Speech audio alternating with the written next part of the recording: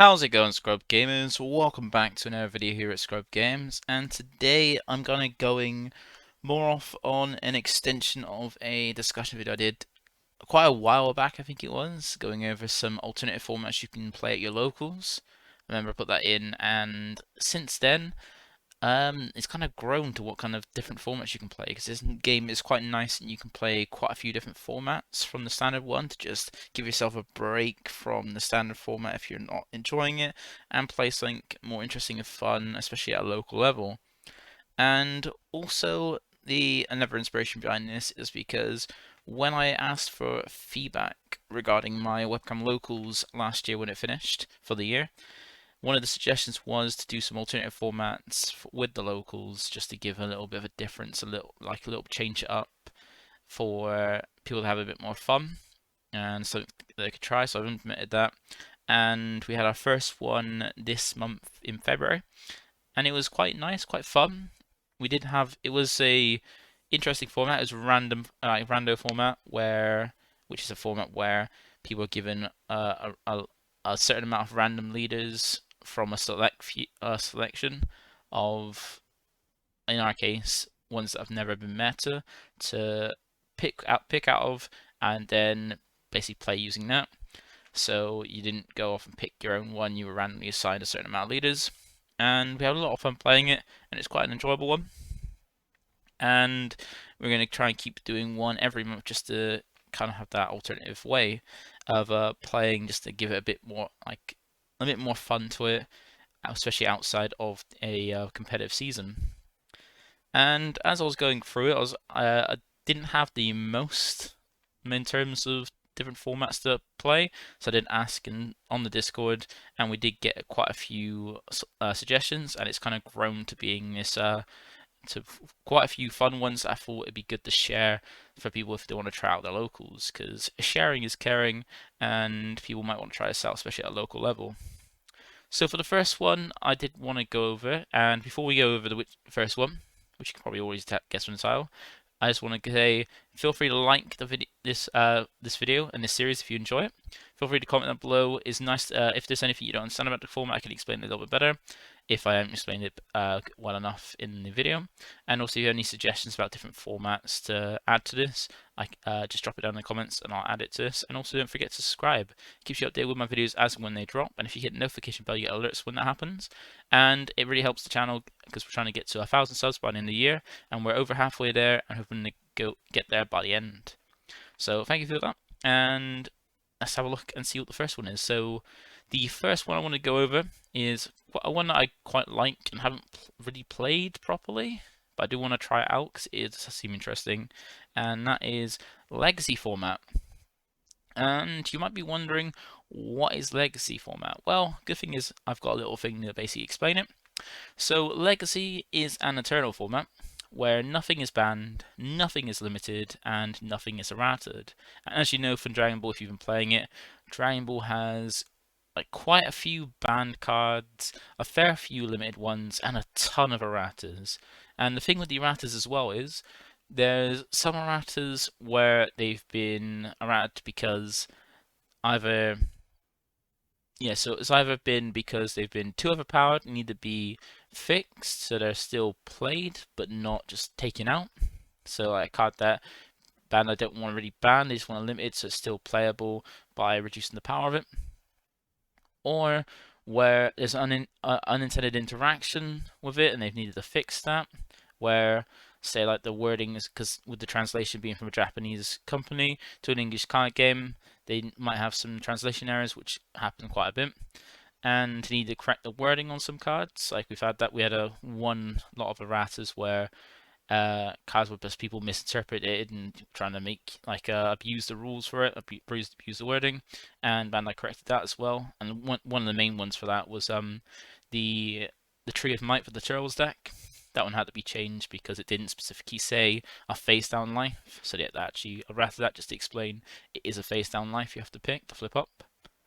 And you also do get some where before they even print it, they mess up the wording, and Same with that. That's been something since they've got since day one, where they've missed out words on cards. Like we had the Deborah that's missing a certain like a word. Some cards in the beginning that didn't say shuffle deck or had the wrong word, or some cards that had the I think there was a freezer one at the beginning where they didn't have "the" from a name of a card. Like when one of the cards said the name of a card on it, and it didn't have the word "the" that was in the title of the card, so it was kind of like referring to a card that's not actually there. So a lot of issues. That's why we've got like a ton of erratas. But luckily, Bandai've been a bit good with that.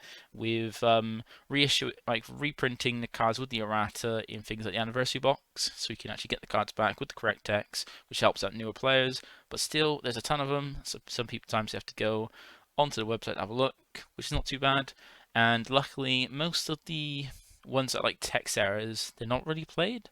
But there are some erratas one where they have the correct text, where the text actually makes it a lot stronger in legacy format. And the main one of that is there's a Beerus card from a Hercule card from set 3, which gives the Beerus ramp deck a huge boost to try on the ramp, because in the original print they printed it with a full stop, which separated the effect into two parts. The first part requiring a specific leader to trigger, and the second part being able to trigger no matter what the leader because it separated a full stop.